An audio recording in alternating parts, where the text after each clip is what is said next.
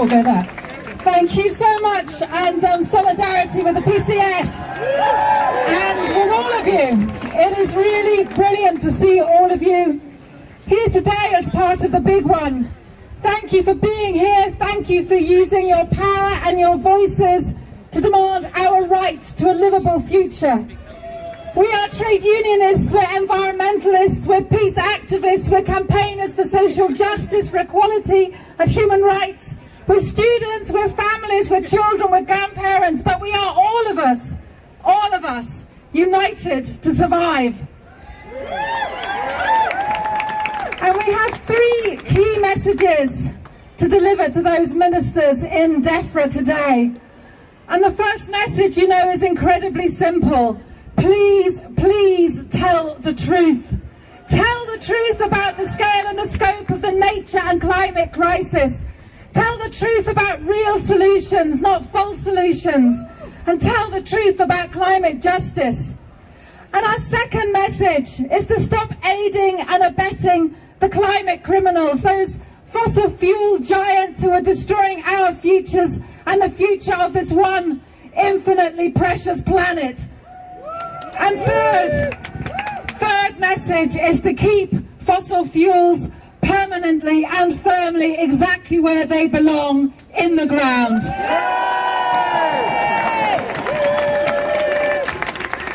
Friends, you will know that last year the UK had its first ever red warning for heat. You'll know that BP's annual profits doubled to £23 billion. And that 9 million people spent Christmas in cold and damp homes because they couldn't afford to heat them. You'll know that 1 million species are at risk of extinction globally. That in my lifetime alone, the world has lost 60% of the mass of the mammals and the birds and the fish and the reptiles we are blessed to share this planet with. In just the briefest blink of an evolutionary eye, we are systematically destroying the life that lives alongside us. Here in the UK, almost half of the biodiversity on these wild isles has gone since the Industrial Revolution, more than any other wealthy country. And we're here to tell the truth, because the truth is that our only home is not only on fire, it is being bulldozed in front of our very eyes. That is the truth this government should be telling. That is the truth they should be acting on.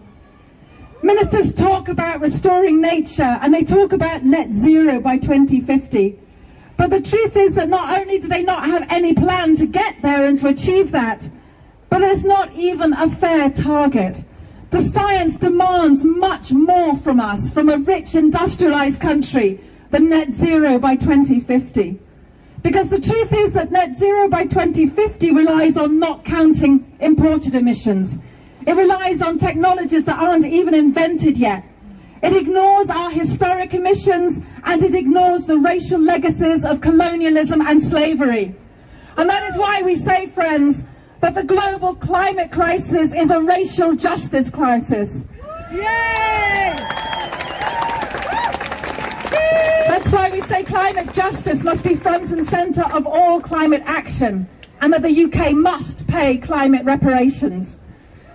In a country like the UK, net zero by 2050 isn't climate action, it's a crime against humanity.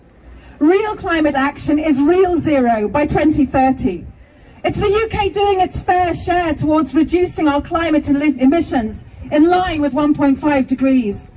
It's a livable future of clean, green, affordable renewables. It's warm and comfortable homes. It's clean air, clean water.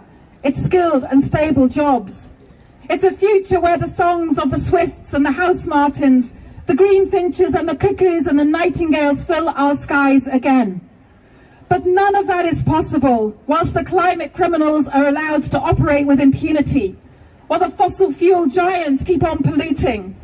For years, they've been subsidised to drill by successive governments.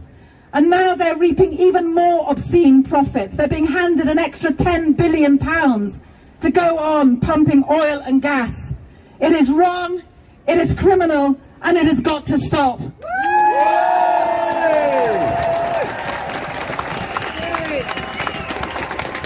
So that's why we're here to say that we have had enough. That we want fossil fuels kicked out of politics, kicked out of the economy, kicked out of our energy system for good. We want a future where fossil fuels stay in the ground. Right now, ministers are deciding whether to green light drilling at the biggest undeveloped oil and gas field in the North Sea at Rosebank. Rosebank would produce more emissions than 28 low-income countries combined. It would devour billions in subsidies, and nearly all of that oil would be exported in any case.